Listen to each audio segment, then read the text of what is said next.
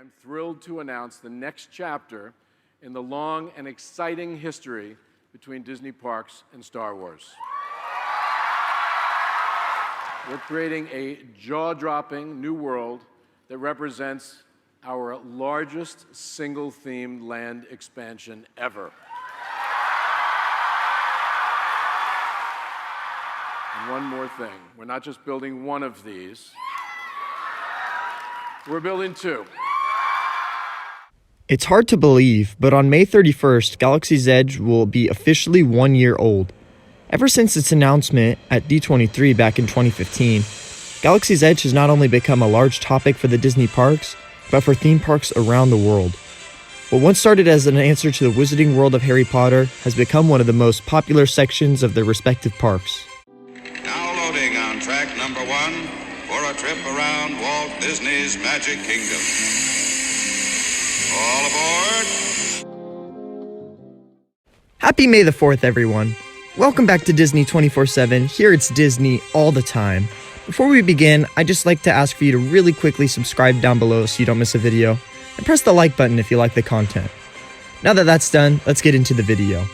Today, we're going to be taking a look back at Galaxy's Edge, from the initial hype after its announcement all the way to its 1 year anniversary on May 31st. After Bob Iger first announced Star Wars Land is coming to both Disneyland and Hollywood Studios in Disney World, the Star Wars fandom rejoiced. This new land would be the first new Star Wars addition to a Disney theme park since Star Tours. Videos began to surface theorizing where this new Star Wars themed land would go in Disneyland. While many speculated Toontown would be removed, we would later find out this would not be the case. Just a few months after D23 2015, the Disneyland Railroad, the sailing ship Columbia, the Mark Twain Riverboat, Tom Sawyer's Island, Big Thunder Ranch, and Big Thunder Trail would all close so that construction work could begin. Along with these closures was some concept art detailing what the backside of the Rivers of America would look like.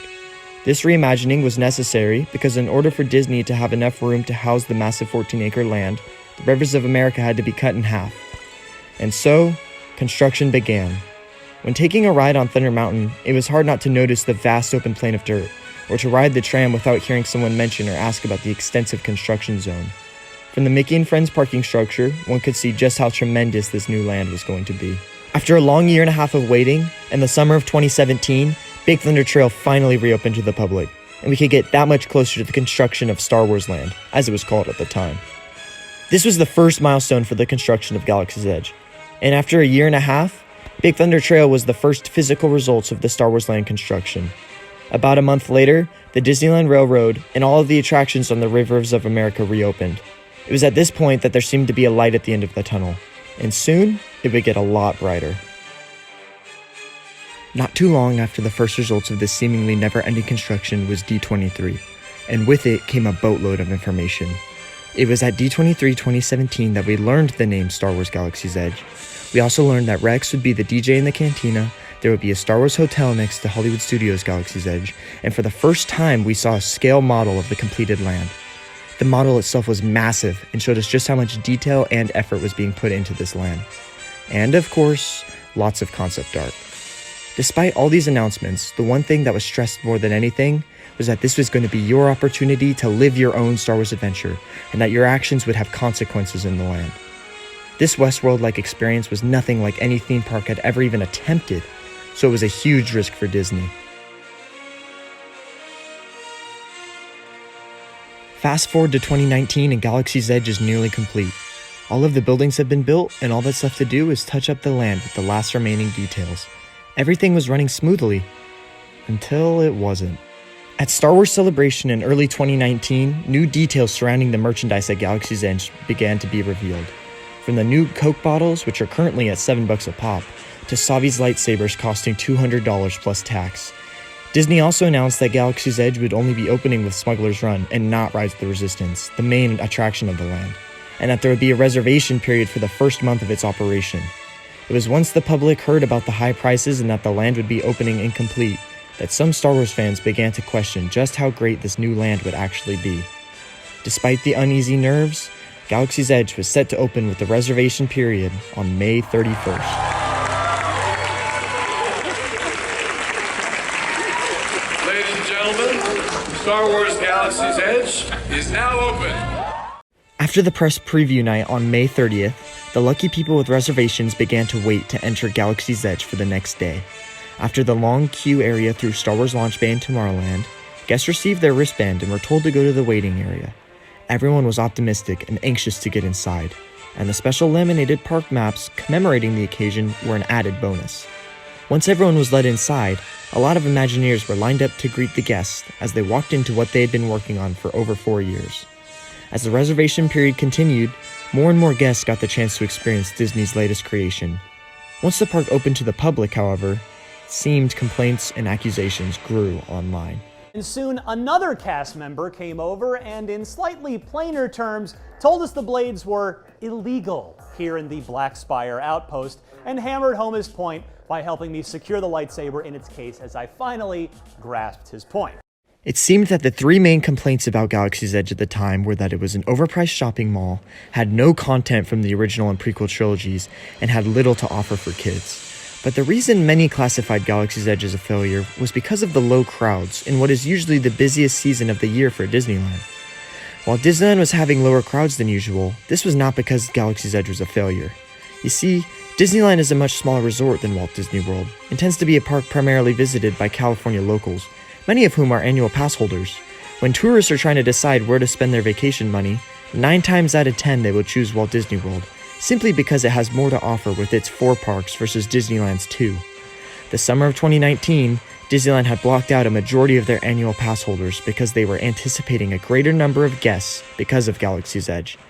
While there were still more out-of-state guests than usual, the fact that most of the APs were blocked out the whole summer meant that Disneyland experienced low crowds. Rise of the Resistance haven't opened yet either, so another theory on the low crowds was that tourists would only spend their hard-earned money when the land was completed.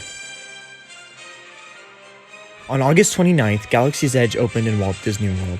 The opening was similar, but instead of a reservation period, it was a pass holder preview. There are only a few differences between the Disneyland and Disney World Galaxy's Edge, including the color scheme, Rex's escape pod, and Disney World's Galaxy's Edge has 2 entrances compared to Disneyland's 3. Crowds were big, but still not as big as people were expecting. That was until December 5th. When Rise of the Resistance opened in Hollywood Studios, it was met with universal praise. Every morning, crowds would gather to try to get their hands on a boarding group through the Disney Parks app. It was immediately clear Rise of the Resistance had solidified itself as the most technologically advanced attraction, in not just Disney theme parks, but in the world.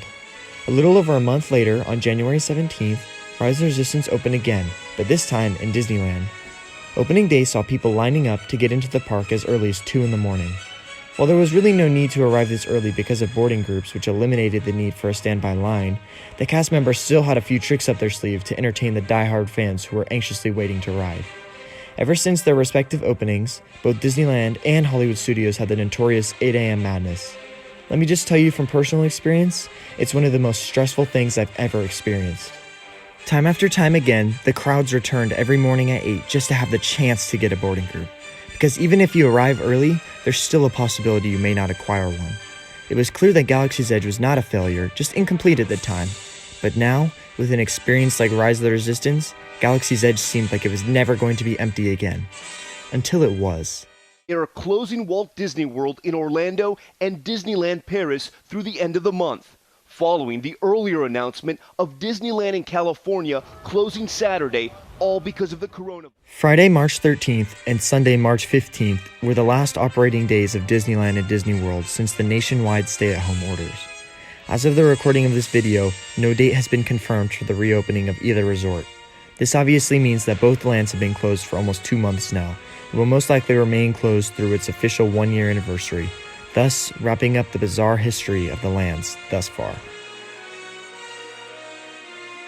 The only thing that has been confirmed by Disney is the addition of a 3rd Galaxy's Edge in Hollywood Studios in the Paris resort, but in my opinion, Galaxy's Edge is still missing a few things. The first being that aliens and droids need to be roaming around the land on a daily basis. Now they have Chewbacca and recently R2-D2, but in a lot of promotional ads for Galaxy's Edge, there were droids and aliens prominent throughout the land. They even announced Hargos at D23 2017 as a walk-around bounty hunter character. I personally believe this will put Galaxy's Edge on another level and truly feel like a city on another planet. Also, in a lot of the interviews and panels with Scott Trowbridge, the lead Imagineer for the creation of Galaxy's Edge, he emphasized the fact that there would be consequences for your actions in the land. This is a living place, a place where your choices matter, and a place where you can even earn a reputation. For example, if you prove to be one of the hottest flight crews in the galaxy, you might find some extra galactic credits coming your way. But if you bring back the ship all banged up, well, the boss might not be too happy. You might even end up on the list of a local bounty hunter. This would fulfill the Westworld type of environment that we were promised in the years leading up to Galaxy's Edge. Galaxy's Edge was one of Disney's biggest risks for the parks in quite some time, and the land and its attractions truly are next level. While it may have had a rocky start, it continues to blow away every guest that visits the famed Black Spire Outpost, time and time again. Thank you for watching this video. If you enjoyed it, remember to give it a like, and check out some of the other videos on the channel. Be sure to subscribe because at 100 subscribers, I will be ranking every single attraction in the entire Disneyland Resort. Thanks again for watching.